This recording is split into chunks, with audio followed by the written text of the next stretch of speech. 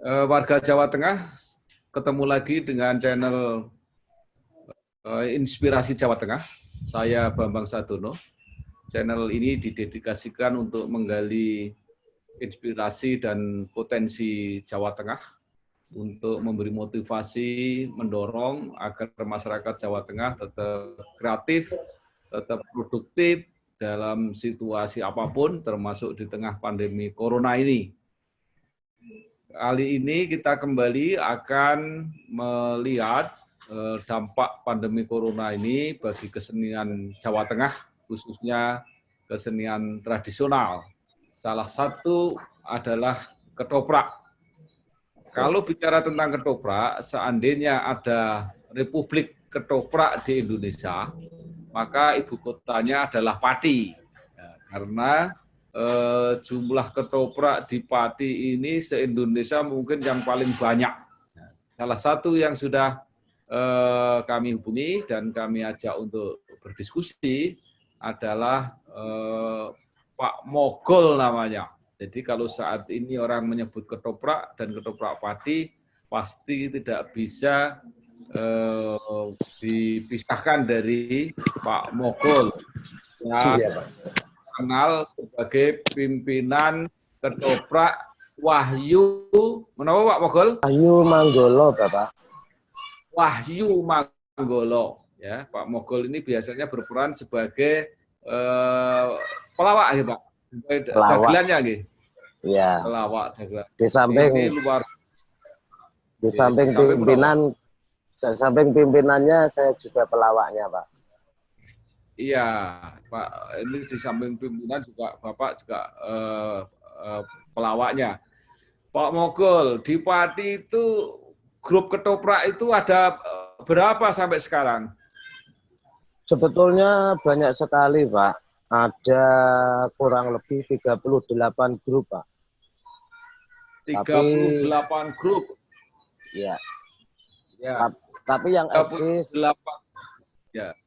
Yang eksis mungkin di antara 16-17, Pak. 16-17. Ya. Itu kalau satu grup itu kira-kira berapa orang? Ada 50 nggak? 85 orang, Pak. Wah, 85 orang. Iya. Saya melihat ketoprak di Pati itu kalau begitu sedang laris-larisnya, itu seperti penjenengan bisa main sampai berapa kali sebulan? Sampai 25 kali, 30 kali gitu ya? Iya, Pak. Ini seperti saat ini, Pak. Kalau tidak ada dampak corona, ini hari ini sudah mulai pentas, Pak. Oh, sudah waktunya ya? Iya. Lebaran ketiga. Iya, kalau sedang rame-ramenya gitu, berapa setiap kali pentas itu, Pak? Kalau untuk Wahyu Manggolo itu biayanya kalau setiap kali pentas? Untuk Wahyu Manggolo setiap kali pentas itu 27 juta, Pak. 27 juta. Taruhlah Pak Mogol dapat 5 juta, bisa nggak itu? Aduh, enggak dapat, Pak. Enggak dapat. Kita untuk kesejahteraan kawan-kawan. Iya. Kalau sebulan gitu misalnya taruhlah dapat 25 kali main gitu. Pak Mogol bisa dapat berapa? Satu kali kalau 3 juta dapat, Pak. 3 juta, misalnya 75 juta ya. Karena saya pernah ingat nonton Pak Mogol waktu itu istrinya ulang tahun di hadiah mobil ya. Iya. Ya. Jadi berarti kan luar biasa gitu.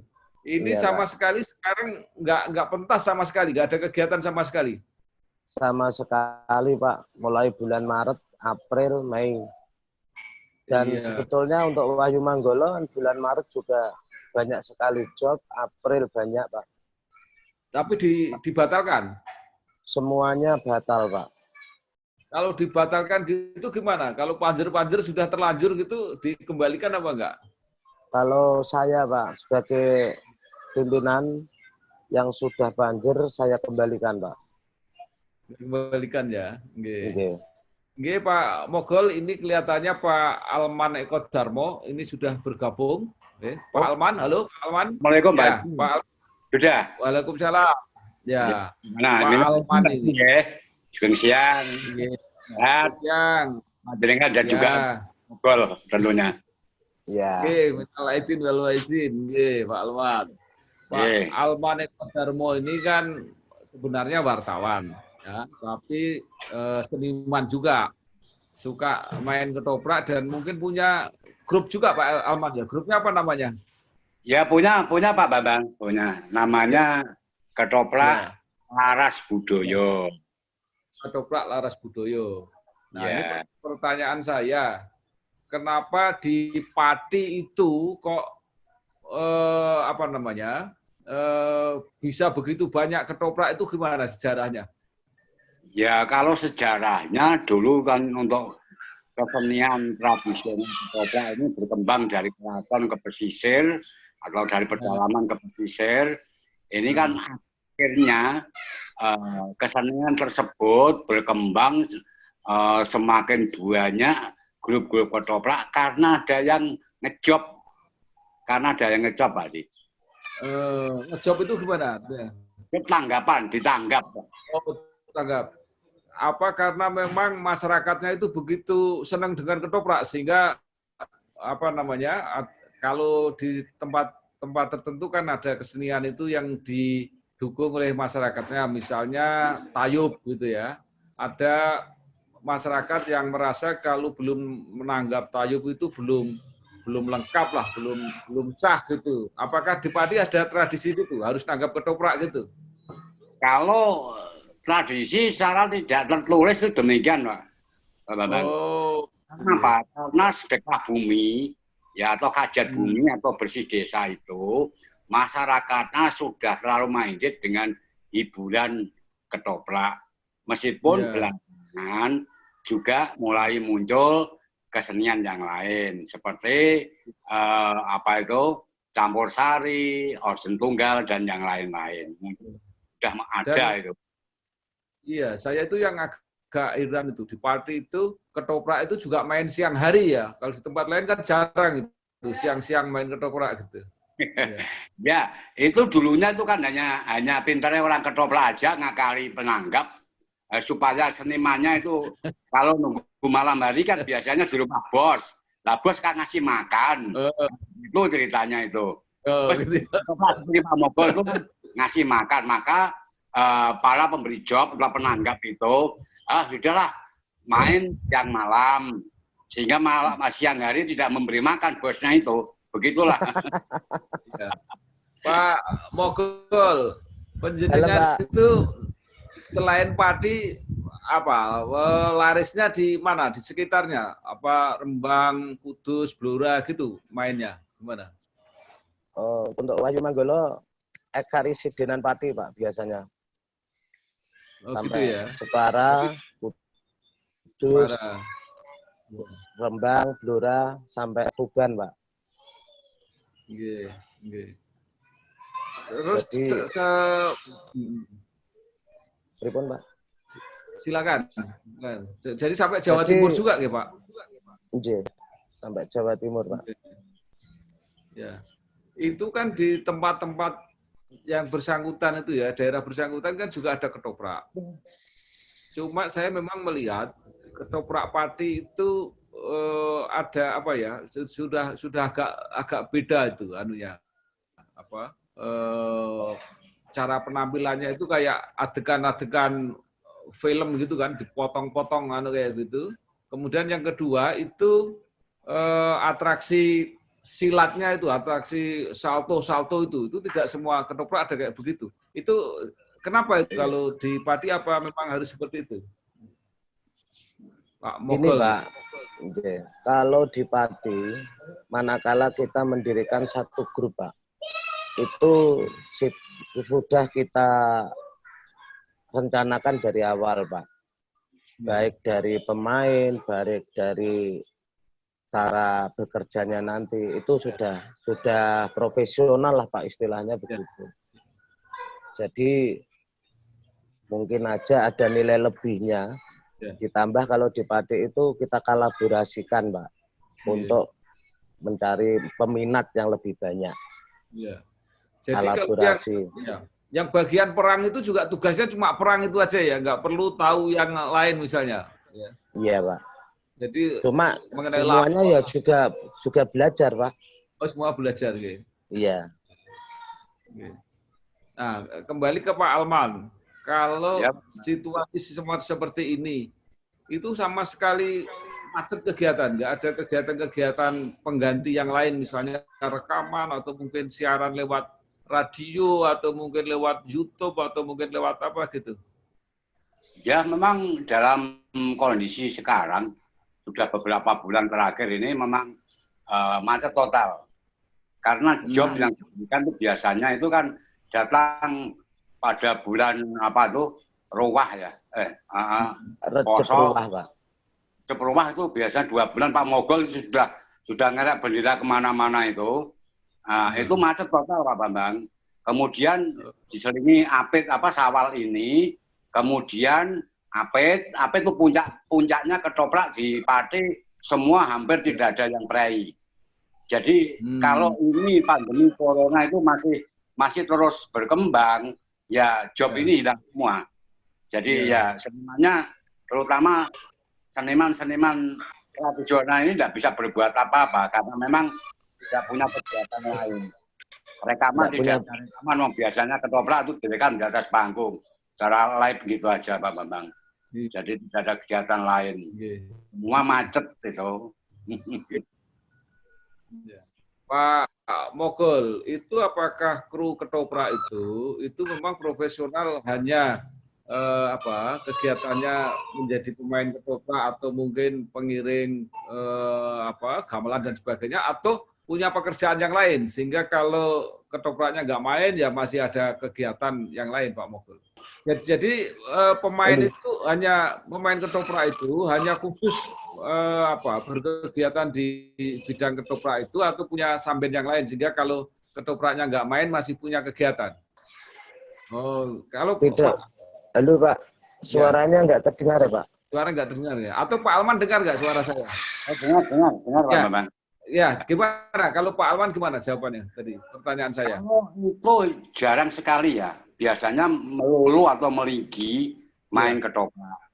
Kalau misalnya punya pekerjaan lain atau sampingan, itu ya jumlahnya tidak banyak. Tapi dalam kondisi seperti ini, biasanya mereka sudah survival. Ada yang cari rokok atau pemulung itu juga ada. Pokoknya bagaimana bisa hidup lah. Ya, itu baiknya seniman tradisional di Pati seperti itu. Jadi kalau sedang susah mereka bekerja seadanya. Ya, bekerja seadanya. Yang penting dapat beli kebutuhan sehari-hari. Atau mungkin ketika ketopraknya rame, punya celengan. Atau kalau tidak punya celengan, biasanya utang pada bos, kasbon pada bos. Mogol ini ya, mungkin sudah tidak kuat nahan kasbonnya anggota mungkin. Karena ada yang menggunakan manajemen seperti itu supaya pemainnya tidak lari gitu loh Pak Bambang. Jika dengan model itu. Pak Mogol sudah bisa nyambung lagi? Mudah-mudahan bisa Pak. Ini halo. Ya, gimana ini Pak Mogol menghadapi situasi kayak begini untuk mengatasi kesejahteraan anggota ini? Atau kembali ke Pak Alman lagi aja. Saya kemarin kan komunikasi dengan Pak Bupati. Katanya Pak Bupati Pati sudah memberi santunan atau mengumpulkan semua grup ketoprak itu. Ya kemarin ada bingkisan, ada beras, ada minyak. Yang seniman yang terdampak COVID-19 itu ada itu dikoordinir oleh bidang kebudayaan, Dinas Pendidikan dan Kebudayaan Kabupaten Pati. Ada ratusan yang sudah dapat bingkisan dari bidang kebudayaan. Itulah sumbernya dari mana karena tidak dijelaskan. Bisa saja mungkin dari Pak Bupati, bisa saja, atau dari Dirjen Kebudayaan bisa saja. Karena kami tidak tahu sumbernya dari mana itu. Yang jelas seniman ketoprak dapat bingkisan Pak Bambang. Ya. Pak Mogol gimana situasi seperti ini? Mohon maaf tadi ada salah teknis. Pak, memang benar ngendikane Pak Alman kemarin mendapatkan bingkisan, tapi ala kadar Pak. Ya. Hanya beras 4 kilo. Hmm. Tapi andai kata tadi Pak Alman bilang kok ada bingkisan yang lain-lain, tidak semua seniman Pati dapat Pak. Dapat, ya. Tidak Terus, semua seniman Pati. Gimana cara penjenengan menyiasati situasi ini? Apa yang dilakukan? Menurut Pak Alman tadi, penjenengan memberi kasbon dulu kepada anggota. Betul Pak. Sampai seberapa kuat itu? Berapa lama kira-kira? Gimana Pak? Sampai berapa lama penjenengan kuat memberi kasbon itu? Mungkin akhir bulan ini sudah nggak mampu Pak. Oh, akhir bulan ini sudah nggak mampu ya? Oke. Itu ketoprak itu nggak punya semacam, ya nggak punya semacam koperasi atau apa gitu Pak? Nggak ada Pak. Nggak ada. Untuk dampak corona ini yang paling kena dampak itu kalau saya melihat ya Pak, itu memang pekerja seni Pak. Pekerja seni. Karena tidak diberi izin untuk pentas. Sedangkan kawan-kawan itu kan dapatnya uang kan dari pentas itu Pak. Ya. Jadi nggak mungkin ya membuat film-film pendek yang tentang ketoprak gitu. Saya lihat itu kan film-film Cina itu sebenarnya juga kayak ketoprak kita di sini kan, yang ditayangkan di televisi itu. Belum ada ya pikiran-pikiran ke situ, situasi seperti ini. Pikiran ada Pak, cuma karena terbentur dengan biaya. Ini memang jadi harus bicara. Kita buat, ya. Pak Alman, mungkin ada gagasan gimana meyakinkan masyarakat dan pemerintah supaya para seniman ini bisa diberdayakan, tentu dengan menjaga kehormatan dan martabat mereka, tapi hasilnya itu benar-benar bisa dimanfaatkan, misalnya dalam rekaman-rekaman atau film atau apa yang justru dibutuhkan ketika kita tinggal di rumah ini. Ya. Kalau gagasan itu memang ada dan pernah saya coba untuk pembuatan sinema ketoprak Saridin itu. Iya. Seharusnya penikmatnya atau penontonnya juga cukup banyak. Tapi di sisi lain, itu orang-orang yang tidak bertanggung jawab dengan membajak hasil pekerjaan saya itu, kemudian dijual dalam bentuk CD. Itu sudah kami akhirnya ya gulung tikar, tidak ada biaya untuk produksi lagi, Bapak. Iya. Kelemahan kita itu. Ya. Kalau bekerja sama dengan sponsor misalnya, dengan donasi-donasi, jadi pasarnya itu tidak terlalu dipersoalkan. Jadi artinya dibagi gratis juga nggak apa-apa gitu. Tapi Anda sudah dapat biaya produksi dan biaya itu dari sponsor, dari donasi gitu misalnya. Sampai sekarang kok yang mencoba memperhatikan hal itu atau paling tidak donatur yang bersedia untuk itu kok kalau menyentuh ke kesenian tradisional belum ada Pak. Belum ada ya. Kota besar juga sudah mulai padam kan itu yang memberikan donasi tentang tampilnya ketoprak dalam situasi yang kepepet seperti sekarang ini. Itu kan di Pati juga ada industri-industri yang besar. Saya kira membutuhkan juga untuk promosi dan sebagainya. Sudah pernah dicoba belum kerjasama? Di Pati, Kudus itu banyak industri itu. Karena untuk mencoba ke sana itu ya itu harus ada komitmen ya.